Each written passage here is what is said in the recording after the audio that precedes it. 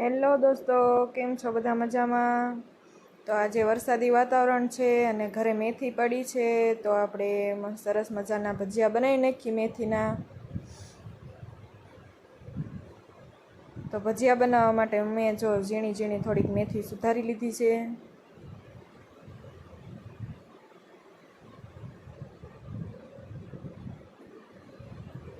વરસાદ આવતો હોય એટલે ભજીયા અને એવું ખાવાનું બહુ મન થાય.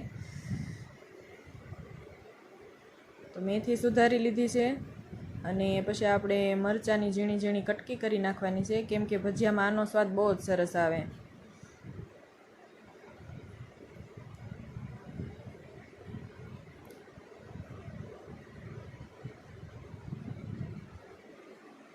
મરચાં સુધારીને નાખી દીધા અને પછી આપણે લઈ લીધા છે લીલા ધાણા.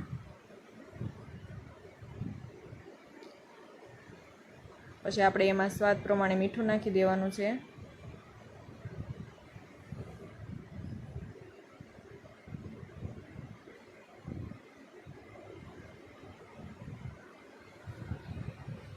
પછી નાખશું ધાણા જીરું,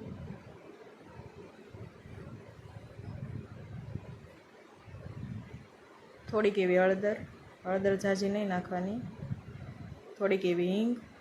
હળદર ઝાઝી નાખીને તો ભજીયા આપણા છે ને લાલ દેખાય. અને થોડુંક લાલ મરચું,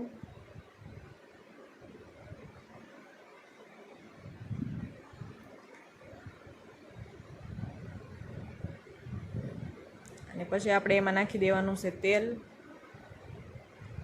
એટલે આપણા ભજીયા એકદમ સરસ પોચા પોચા બનશે. અને પછી એમાં થોડુંક પાણી નાખીને અને બધા મસાલા મિક્સ કરી લેવાના છે, એટલે મસાલાની ગોટીઓ ન રહે એમ.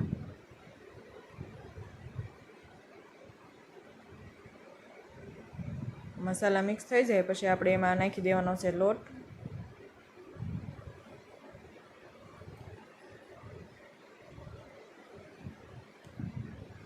લોટ આપણે થોડોક નાખીને મિક્સ કરવાનો છે,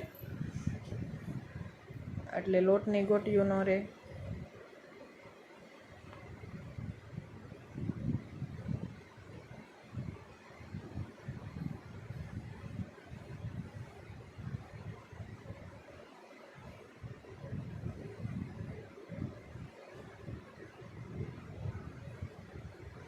થોડુંક પાણી નાખતું જવાનું અને લોટ મિક્સ કરતો જવાનો, એટલે આપણું બેટર એકદમ સરસ બને.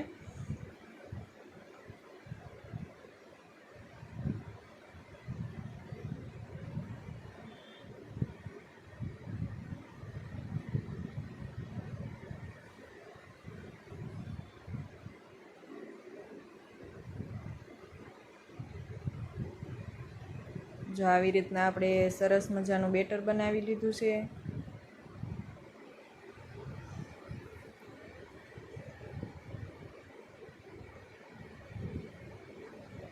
થોડીક વાર બેટરને સેટ થવા મૂકી દેવાનું છે, ત્યાં સુધીમાં આપણે ચટણી ઉકાળી લઈએ.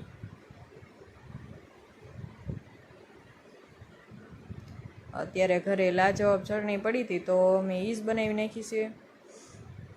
અને પછી આપણે છે ને ભજીયા જ્યારે મૂકવાના થાય બનાવવાના, ત્યારે એમાં થોડોક ચપટીક સોડા અને લીંબુ નાખી દેવાનું છે.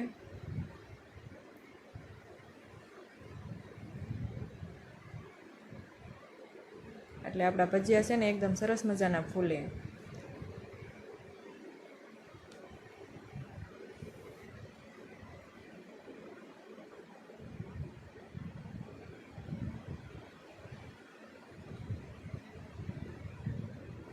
સોડા અને લીંબુ નાખીને અને થોડીક વાર ફૂલ હલાવી લેવાનું છે.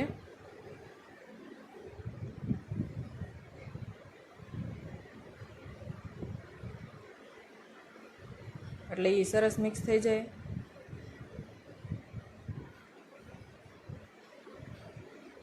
પછી આપણે તેલ આવી ગયું એટલે ભજીયા મૂકવા માંડ્યા.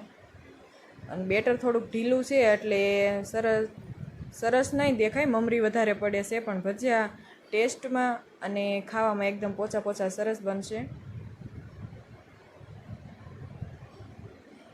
ફૂલશે સરસ.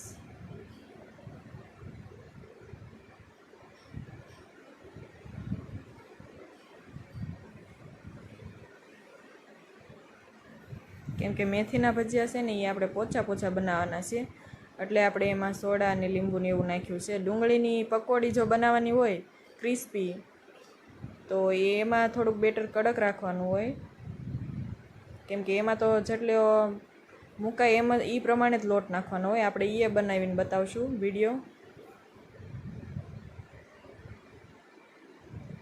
મેથીના ભજીયામાં બેટર ઢીલું રાખીએ એમ જ સરસ લાગે.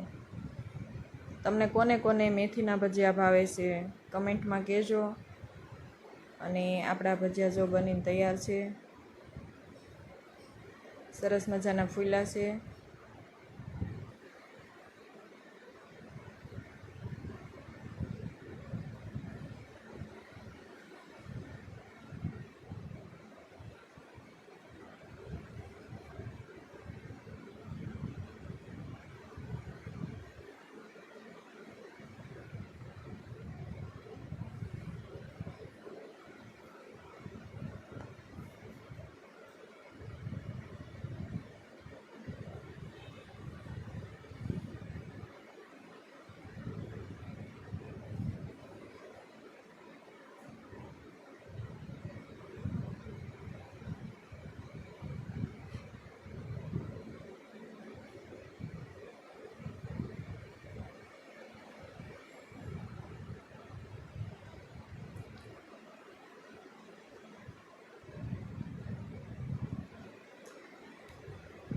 અને આલો ભજીયા આપણા બનીને તૈયાર છે, તો તમે બધા ભજીયા ખાવા પોગી જાઓ.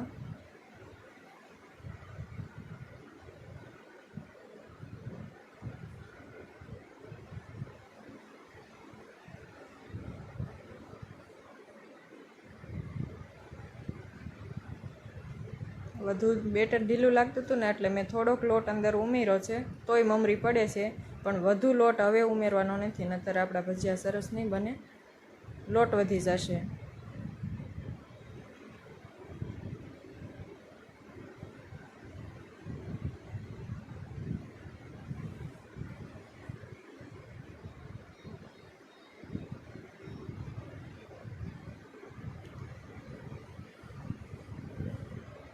તો આપણા ભજીયા બનીને તૈયાર છે. આવી જાઓ બધા ભજીયા ખાવા. અને જો વિડીયો ગમ્યો હોય તો લાઈક અને શેર કરવાનું ન ભૂલતા, સબસ્ક્રાઈબ કરવાનું ન ભૂલતા.